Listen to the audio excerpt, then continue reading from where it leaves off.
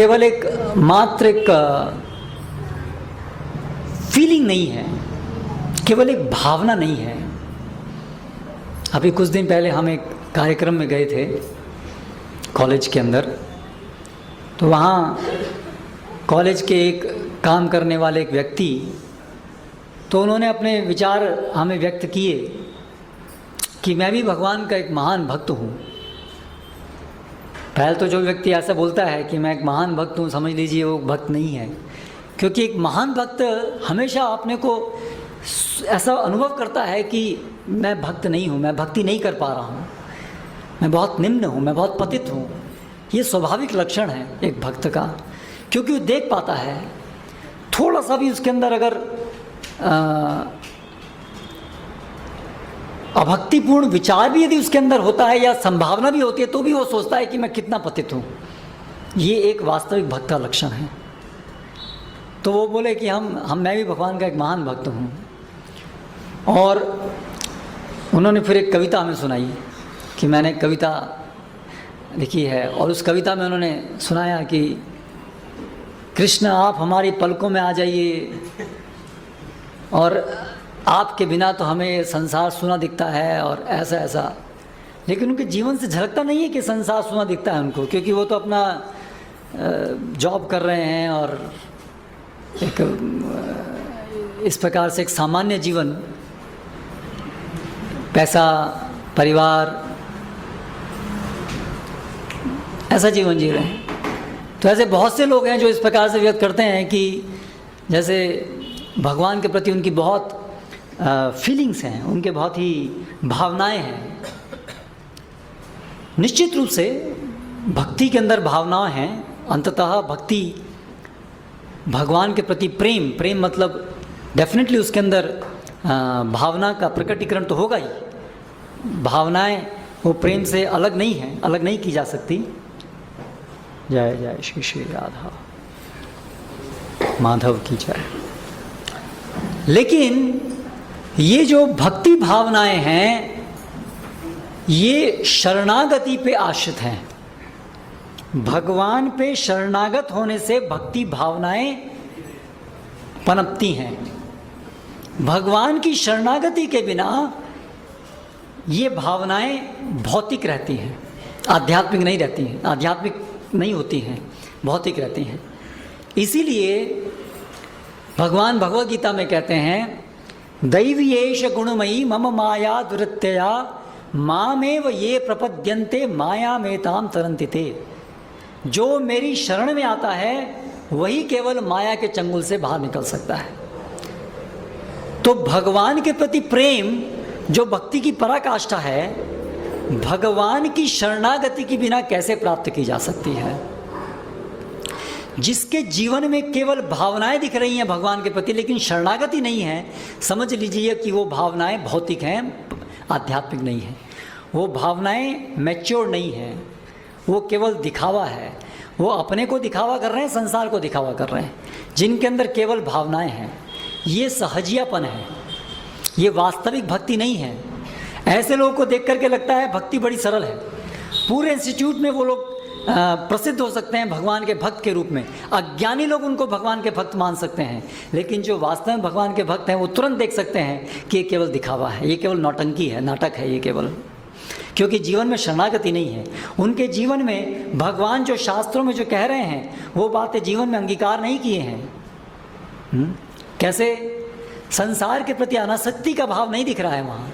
संसार के प्रति आसक्ति तो बनी हुई है, पुत्र दार गृहादिषु, पुत्र में, पत्नी में, पैसे में, नाम में, यश में, ये सब चीज़ों में जहाँ आसक्ति दिख रही हो वहाँ भगवत भक्ति कैसे हो सकती है?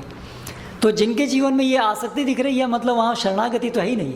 तो इसलिए वो सब ऐसे व्यक्तियों के जीवन में जो भावनाएं हैं वो केवल भौतिक भावनाएं हैं भगवान के प्रति। तो ये जो शरणागति है ये भक्ति का प्राथमिक चरण है। और ये भगवान की शरणागति कैसे प्राप्त की जाती है? शरणागति के बिना भगवत प्राप्ति नहीं है। लेकिन ये शरणागति, भगवान की शरणागति अभी कैसे लेंगे हम? इन जड़ आंखों से तो भगवान को देख नहीं सकते हैं, इन जड़ इंद्रियों से भगवान का अनुभव नहीं कर सकते हैं। इन जड़ इंद्रियों से भगवान की सेवा नहीं कर सकते हैं, क्योंकि भगवान तुरंत हमारे सम्मुख नहीं है। और शरणागति व्यावहारिक है, शरणागति केवल कल्पना का विषय नहीं है। कई लोग शरणागति को भी कल्पना की तरह से मानते हैं। भगवान हम तो आपके शरणागत भक्त हैं। कई बार भगवान के सामने मंदिर में जाकर यदा कदा जाकर के ऐसे उद्गार प्रस्तुत करते हैं, लेकिन शरणागति केवल एक मानसिक एडजस्टमेंट नहीं है, वो भी व्यावहारिक रूप से उसको शास्त्रों में भगवान के द्वारा, भगवान के भक्तों के द्वारा विस्तृत रूप से बताया गया है। आनुकूल से संकल्प प्रातिकूल से विवर्जतः, जो भी अनुकूल है इस संसार में रहते हुए भगवान की सेवा के लिए केवल उसे ही स्वीकार करना, और इस संसार में भगवान के लिए जो भी सेवा के लिए जो भी प्रतिकूल है उसे त्यागना। उस अनुकूल के अंदर न केवल पदार्थ, अनुकूल प्रतिकूल के विचार में न केवल पदार्थ, बल्कि ऐसी सभी प्रयास जो अनुकूल है उसको स्वीकार करना, ऐसे सभी प्रयास जो प्रतिकूल है उसको छोड़ना। हाँ, ऐसी सभी समझ, अंडरस्टैंडिंग जो अनुकूल है उसको स्वीकार करना, और जो भी समझ प्रतिकूल है उसको सबको छोड़ना, ये सब भी उसके अंदर आ गए। यानी हमारा पूरा जीवन इसके अनुसार चलना चाहिए। हम किस चीज़ को सही मानते हैं, हम किस चीज़ को गलत मानते हैं, हम किन लोगों का संग करते हैं, हम किन लोगों का संग छोड़ते हैं, ये सब चीज़ें अनुकूल प्रतिकूल के विचार में आ गई। इस सब के द्वारा हमारा जीवन संचालित होना चाहिए। यानी कि ये शरणागति के पहले दो सिद्धांत ऐसे हैं जिनसे जीवन में क्रांति आ जाएगी।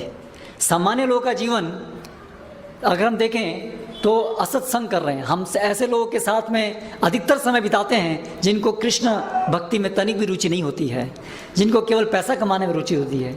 तो यदि हम शरणागत हैं तो हम ऐसे लोगों का संग छोड़ने के लिए अत्यंत प्रयत्नशील होंगे।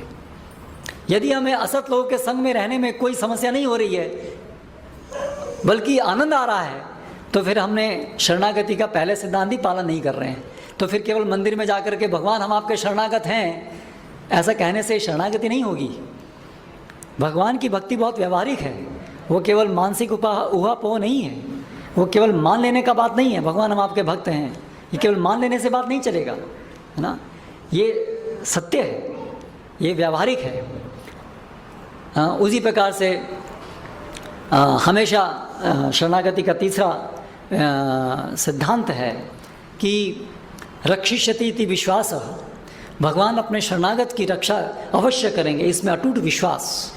और इसलिए गोप्तृत्व वर्णन तथा भगवान के ऊपर अपने को पूर्णतः आश्रित मानना और अन्य किसी का आश्रय नहीं, देवता इत्यादि का आश्रय नहीं। हाँ, ऐसा नहीं कि हम भगवान हम आपके महान भक्त हैं जन्माष्टमी के दिन और फिर अन्य देवताओं के दिन उनके भक्त हैं, ये एकांतक भक्ति नहीं है। हाँ, वास्तविक भक्ति आचार्यों ने बताई है शास्त्रों से लेकर के। अन्य देवाश्रय नहीं, अन्य देवताओं का आश्रय वहाँ नहीं लिया जाता है, न ही पैसे का आश्रय, न ही पुत्र परिवारजनों का आश्रय, केवल एक आश्रय श्री कृष्ण। हाँ, तो इस प्रकार से अपने को हमेशा केवल भगवान के ही आश्रय स्वीकार करना, ये शरणागति है।